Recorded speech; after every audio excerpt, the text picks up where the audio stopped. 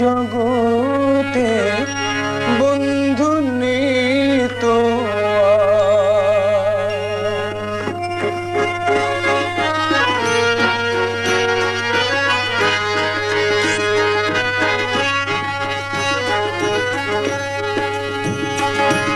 পুণ্য লগন এই